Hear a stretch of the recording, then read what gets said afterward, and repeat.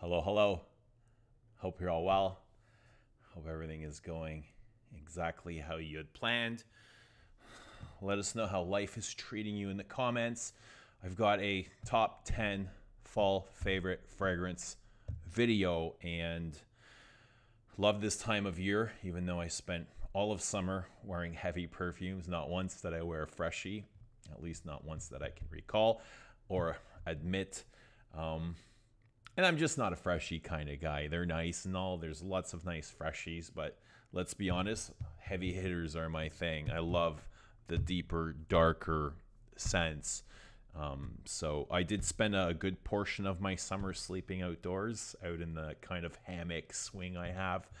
And even though it's made of steel and it's got this cushion on top of it, and it gets a little bit uncomfortable, it's a little bit too small for me, the trade-off is well worth the payoff, which is being outdoors with nature and having that just the background noise and the critters and the birds and stuff like that, and just the fresh air is just really beautiful, and I love it. And I just I look forward to next summer just to sleep outside again. But in the last couple weeks, it's gotten quite cold where that payoff is no longer worth it. So I've had to come inside and I'd wake up with a sore throat. So, and I also know it's time now to pull out these fall perfumes. And I've got a variety of things. I've got way more than 10 perfumes here. There's probably like 35 on the table. I'll share as many as I can with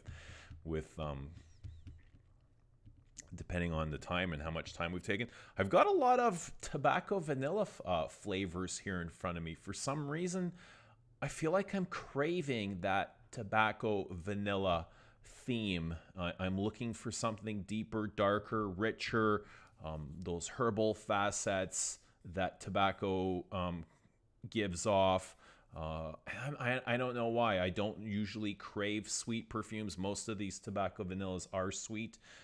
Come fall, I do crave green scents. I crave brown scents, earth tones, potato sack sort of things, mosses, things like that. So yeah, let's get into it. Before I start, let me really quickly, where did you go? Oh, here you are. I have launched, a lot of you are aware of this. This is Le Doulette Exquise, my perfume. It's now available on lesobstrets.com. And really, incidentally, in the last week or so, I've gotten a lot of interest from the Middle East, Dubai, and Australia. And right after this video, I will make this available for shipping to Australia. Just give me a couple hours. That will be a priority. It is available to the UK for anyone that's been interested. There's been a lot of interest for these. And, the expectations that I didn't set on these have absolutely blew my mind. So I'm really happy with the outcome of this. So thank you so much to anyone that has supported this. But let's get on here. Let's start with my scent of the day. And this is vintage, or as close to vintage as you can possibly get. And this is Women's Obsession, which is a bomb of a perfume, massive perfume. I remember smelling this when it came out.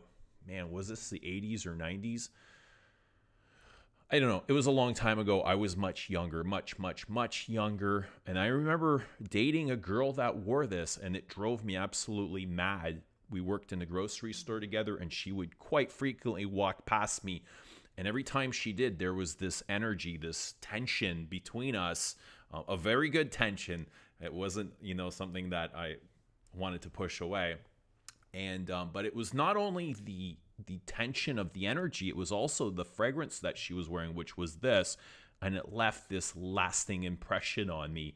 And that's really why I sought out this bottle, because of just the memory attached to it. It was a very good memory, good times, very beautiful girl. I can't remember, I have no idea what happened to her, but she was tall, lean, dark, had like flowing black hair. I think she was Maltese. She was from Malta.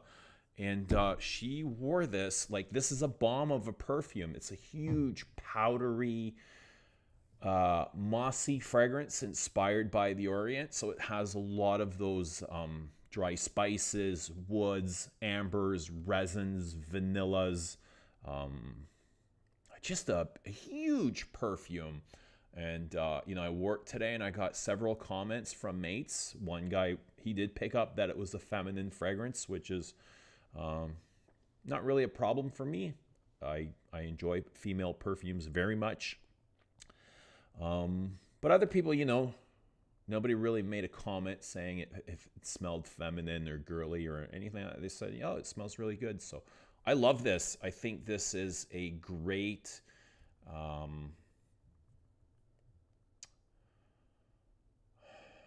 It's you know, it is that ambery oriental, but it's also got a lot of moss, so it does have the chypre accord in here.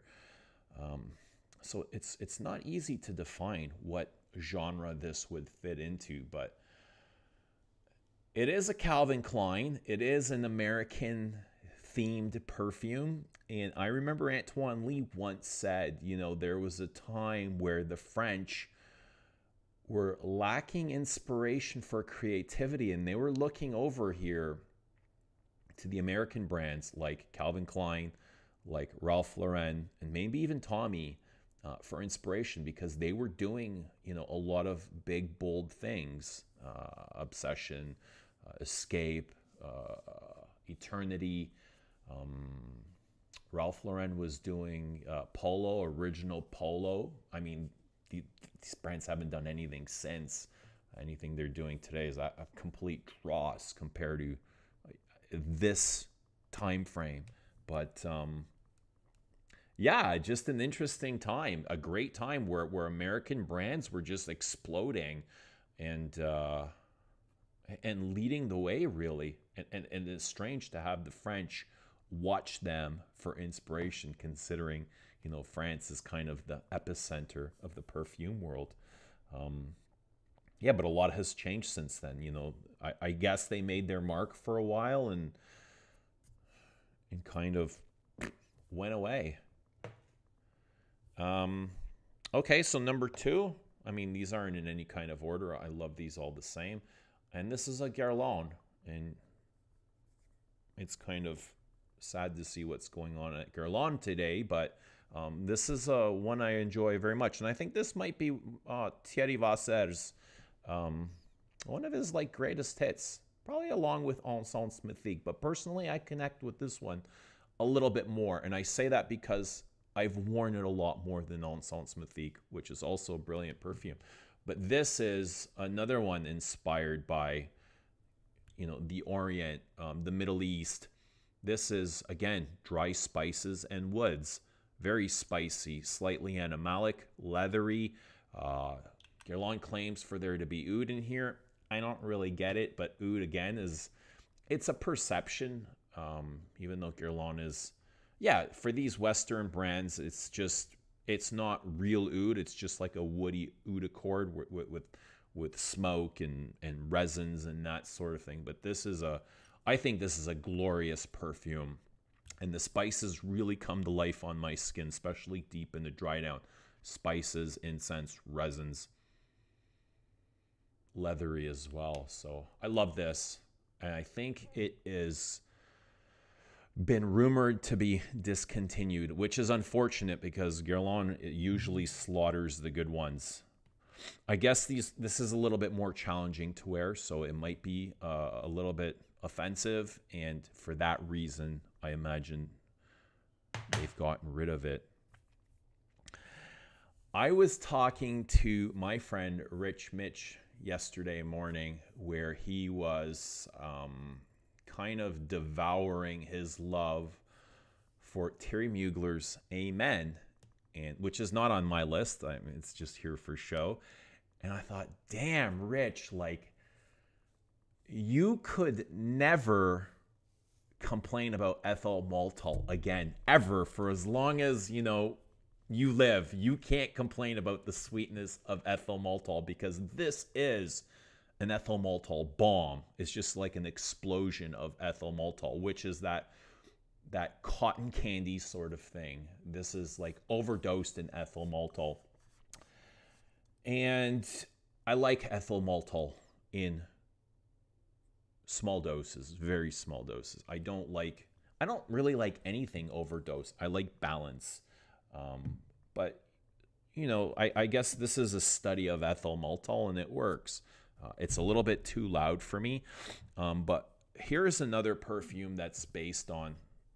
It's not based on ethyl maltol, but there is ethyl maltol in here. And for that reason, I absolutely hated this when I first got to discover it. This is Music for a While, which has that cotton candy, bubble gum, juicy, fruity pineapple thing going on here. But it also has that really nice lavender and patchouli, warm lavender and patchouli. And it was extremely sweet on me when I first got to know it. And I wrote it off. I was very harsh on it. I was critical of it. But I'm the type of person that doesn't give up on a perfume. I like, I don't know, I get inspired by things that offend me, and I want to dig deeper into them and figure out what exactly is it that is, you know, triggering these feelings of disgust. You know, I'm always curious about learning. I constantly want to learn, especially about myself and why my body is pulling up these feelings. And you know, with spending a lot more time with it, I was able to kind of set aside those. I'm not sure if I set aside those feelings of the sweet notes, or the sweet notes kind of became less and less over time. But I definitely noticed them less, and it was much easier for me to wear. And this is a beautiful wear. I love wearing this in the fall. It's gorgeous. Absolute pleasure to wear. Very warm. It's a fun perfume. That's what it is. It's a fun perfume. Very fun. Frederick Moll. Kind of becoming a master with synthetics. So not all perfumes that I wear or enjoy are because I love the smell. It's not because the smell is amazing and it's going to get me compliments, or you know, I connect with the smell. Sometimes there's a perfume that I connect more with the way it makes me feel. And that for me is the true measure of a great perfume. I don't care what it smells like. I want it to make me feel good. I don't care who outside of me likes it or enjoys it, or whether or not it's going to get me a compliment. That's the last reason I would wear a perfume. That is not ever a reason that I choose a fragrance for myself. I personally don't care whether or not the person next to me enjoys it. And this is Bella Speedo from Chanel's Liz exclusive, and there was a time where I thought this was the weakest fragrance from that line, from the entire range. I thought it's not a great fragrance, and I kept questioning, like, why is this fragrance in this lineup? It's just like kind of meh, you know. It's kind of bland, but I kept my mouth shut. I kept my thoughts to myself, and I dove into this, like, why? And as I discovered it, I still think it is one of the weaker fragrances in the line, but there is something about this perfume that pulls very deep emotions outside of me. This is a green perfume. I feel like this is kind of the niche version of Chanel's number 19, with that galbanum and leather and the grassy accords and the decaying florals and that powdery iris. But this is a perfume that connects me with the great outdoors, and it just connects me with presence, with the moment. And the world can be on fire, everything can be burning down, but when I feel this, it's like nothing matters. I know everything is going to be okay. Whatever problems you have, they're non-existent. They're just kind of in your head. They've been constructed. Just connect with the moment, and everything's going to be all great. And that's like, I totally get lost in this perfume. And for that, I love it. I think it might be, this is the EDP, the Eau de Parfum. I do have a 200 ml of the Eau de Toilette, which has got a much larger dent in it. I just recently picked this up, but I think this might be like one of my most favorite things to wear ever. just connected with it on a personal level. I love it. And here's another one that I love for the same reason. But this one is much better smelling. I think this one is more, the smell to this is more appealing. That's Bois d'Argent from the Dior Privé. And I think this might be, no, this is a newer bottle. I've had this bottle for quite some years, but this is like, it's not from the original collection. But I also get lost in this perfume too. And this is, again, Orris. So there might be something about Orris. I love Orris. I love all the facets of Orris. But this one really strikes that powdery facet. I don't really get the earth tones or the rootiness or the greenness. It's mostly powder. And this is a massive powder vanilla with honey and frankincense, and it's a little bit sharp, but it's also very well rounded and beautifully made. And again, it's a beautiful wear. It really, I know this is soft and subtle, but this really pushes off my skin where I can smell this with every breath I take, both of this and Bella Spiro, all day long, you know, for 10, 12 hours. And again, this is, it's soft, but it's kind of like a flicker of perfume, almost like incense burning. That's how it comes up at me. Just like kind of a flicker here, a flicker there. It is a wood theme. I don't necessarily get sandalwood or cedar.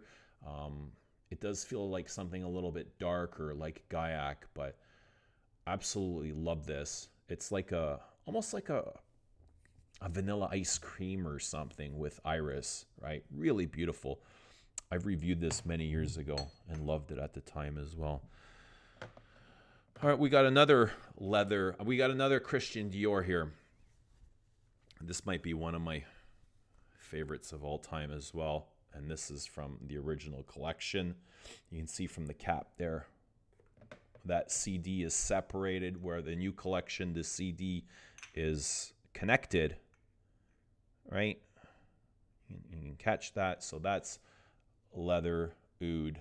And this I love because it's got a lot of machismo to it.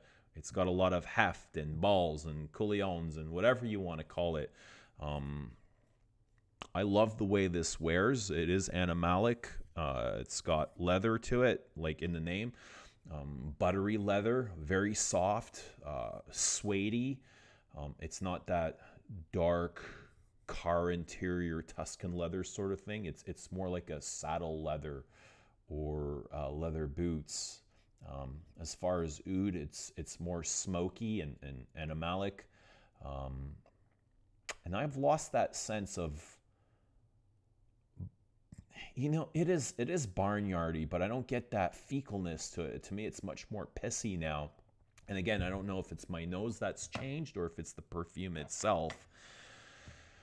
But I wore this to work last week, and I had a friend, he mentioned something about the fragrance. He's like, you always smell so good. Like every time you come in here, I can tell you're wearing a different perfume. You always smell so good. And I was like, oh, thanks. You know, if you like this, the bottle's inside my locker. Go over and help yourself, you know, like spray away. And he did. He went over to the locker, and there's kind of a gathering there, and a bunch of guys sprayed on some leather oud. And he came back, and I thought, it smells unrecognizable to me. Like, I would never have guessed he was wearing leather oud, and it was a little bit of a turnoff. I thought, oh man, this doesn't smell enjoyable. And I'm not sure what it was. It was very sharp. I didn't get the softness on him like I got wearing on myself. To me, it's very soft and supple, almost like just kind of playing with something leathery, like a very soft leather jacket or something suede-like. But on him, it smelled very sharp and spicy. I guess that clove really came out. Like I said, it was unrecognizable. I couldn't tell. I would never have guessed it was leather oud. So it smelled completely different on him than it did on me. But that's really strange because I love wearing it myself. Like, I enjoy it. It's one of my favorite things to wear. Okay, so we got 1, 2, 3, 4, 5, 6. Why am I missing one? Oh, okay. That's 7. And all right, so next we have, this is a Hermes. This is Bellamy Vetiver. And again, love this. This is a very realistic fall season fragrance. And I prefer this. This might be a sin. I know a lot of you, this will upset you. I prefer a Vetiver to the original. I find this is a gorgeous perfume. Don't get me wrong. Amazing. I love this as well. But if I had to compare or choose, I'm going to choose this. This is a little bit too much. It really pushes. It's aggressive. It's bombastic. It's very spicy. It's very, again, macho, but in a very different way than leather oud. I find leather oud is not as aggressive as Bellamy. Bellamy is, it packs a punch and it's loud, right? It's very masculine. It's bold and it's a statement maker. I mean, so is leather oud. Don't get me wrong, but they're just different. I find leather oud is more subtle on me. It's more palatable. And Bellamy is, that leather is more about the spices, like the Middle Eastern spices. It's like a spice bazaar, the dry spices, not the aromatic ones. But Bellamy Vetiver, to me, if you want a sheep, I think this is, and I don't know exactly all the Chypres that come out in the last 20 years, but I think this is one of the best Chypres to come out in the last 20 years because it does exactly what a Chypre is supposed to do. And I get that mossiness and the patchouli and the citrus and the labdanum and all the elements necessary to create that Chypre, and they just contrast each other so well. This is such a beautifully balanced perfume that it wears to perfection. This could possibly be one of Jean-Claude Elena's greatest works, and it's very different from his style of that you know, the Declaration, the Terre de Hermes, Apis Marine, whatever, Poivre de Samarcande, Hermes Voyage, you know, the dry woods and the spices and kind of the body odorish thing. This is just glorious. Again, like classic masculine, it's just perfect. This is like a tweed jacket, it feels like. Tweed in the fall. Just glorious. Very thick patchouli, labdanum, moss, spices. Might be some cinnamon. Leathery. Full. Very full perfume. Okay. I've got 2 left. I've actually got dozens more. But next is Tam Dao. This is the Diptyque, and this is Diptyque's version of sandalwood. And you can see the design of, it's got an elephant in the back there. I guess they used elephants to pull sandalwood trunks out of the forest in India. I think that's what the elephant represents with sandalwoods. But this is very different from the sandalwood Mysore found in Guerlain Samsara or Chanel's Bois d'Azil. This is the drier stuff.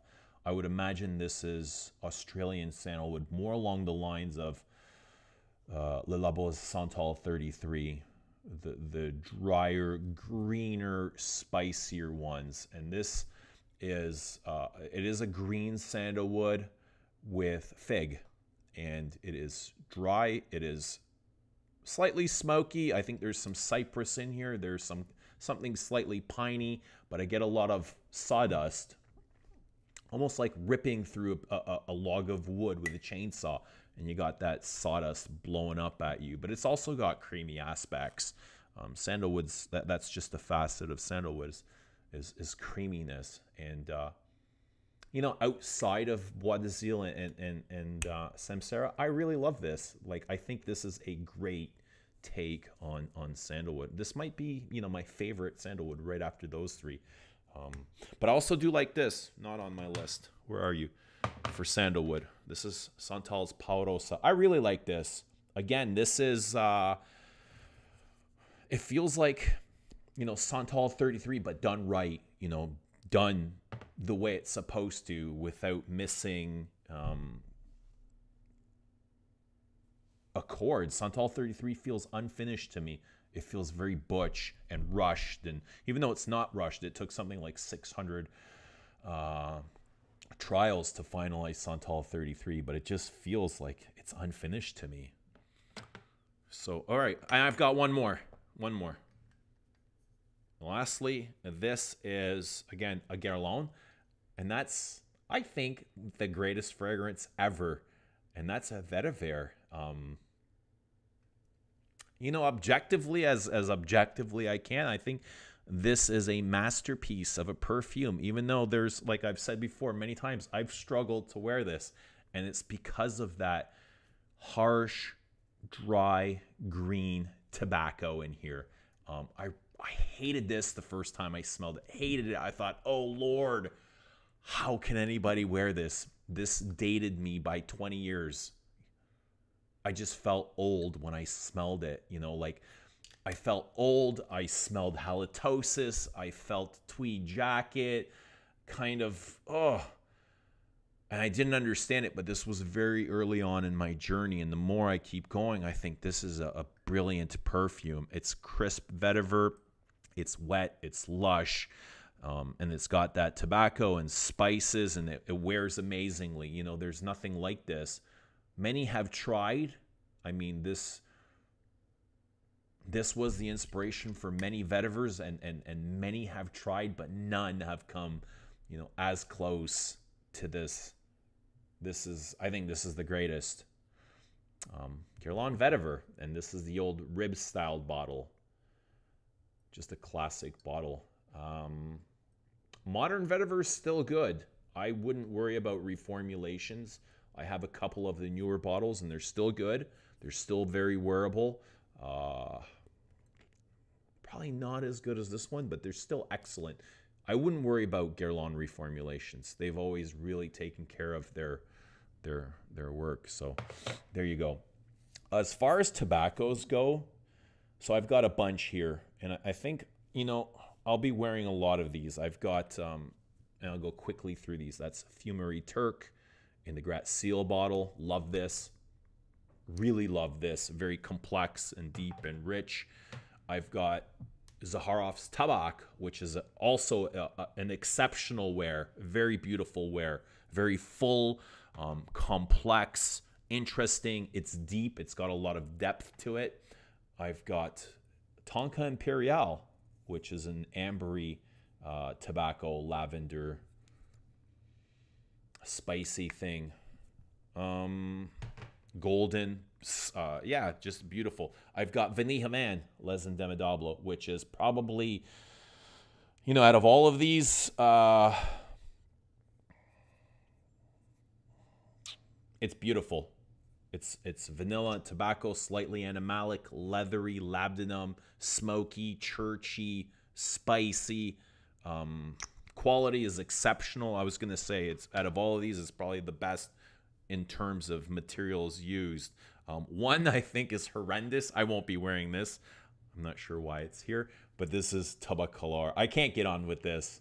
I can't. I didn't wear this. I've decanted some of it and given it out, but I can't. I just can't. It's too sweet and syrupy and goopy, and it's like, I don't know where it starts and where it ends, and I feel like I'm done. I'm done with Dior. I'm done with Guerlain, and I just want to see Thierry Vasser compete with Francis Kurgan to see who can destroy their respective brands first, because that's where we're heading. Let's be real. That's where we're heading. If you smelt the last two Guerlain Ouds, they're not good. They're not good. I've got Tabak here, and I guess that's Le Labo's Tabak. And again, I hated this when I first got it. I thought it was just like nothing to it. And it took me at least a dozen wearings to figure out that, hey, this isn't actually a very good perfume. It's overpriced, it's expensive, but it is a good perfume. Again, an ambery tobacco, very spicy, cardamom, woody. They say there's oud in there, but I don't get that norlimbinol-y, harsh, woody elements. And lastly, this is brilliant. This is Celine's black tie. Can't see that, can you? And I kind of went through, again, like this trial with this, where I when I first smelled it, I liked it, and then for a brief time, it was really sweet on me. And I don't like sweet perfumes. I much prefer drier, woodier things or florals. But this is a gourmand. I would classify this a gourmand, but a really good one, really sophisticated gourmand that is deep, rich, faceted. It goes through many transitions. It's interesting. It wears exceptionally well, like brilliantly. I enjoy wearing this. I enjoy wearing it more than I like the smell. So, I mean, take that for what it is. It's a good wear. It is vanilla-ish. It's got a lot of vanilla. It's got different varieties of vanilla. It's smoky. It's leathery. It's got tobacco in here. Almost something along the lines of Guerlain's L'Homme Ideal Eau de Parfum, but, you know, much better crafted, like on a different level completely. It's got kind of this smoky s'mores accord to it in the opening, like just roasting s'mores by the campfire. But it's the tobacco that really stands out. Just beautiful. Really like that. Really, really like the ambery. Nice ambery. Vanilla, tobacco, coumarin, tonka benzoin sort of thing. Slightly churchy, almost along the lines of Vanillish or Tonka Imperial. These are both kind of churchy on me. I like that. I love churchy perfumes. Churchy perfumes. I've got musk oud here. I'm just going to throw that in. There you go. Anyway, 32 minutes. What's time? We've got as much time as we're here.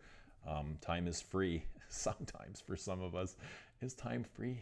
I don't know. It can be, but we also get paid for our time, so maybe it's not. It's not free for everybody. But anyway, 32 minutes. Drop a comment down below. Let us know what you're going to be wearing for fall, for autumn. Let me know what you think about my picks. Do you like them? Do they suck? Whatever you want to say. It doesn't matter. Just let us know that you're here. Anyway, thank you for watching. We'll see you soon. Bye.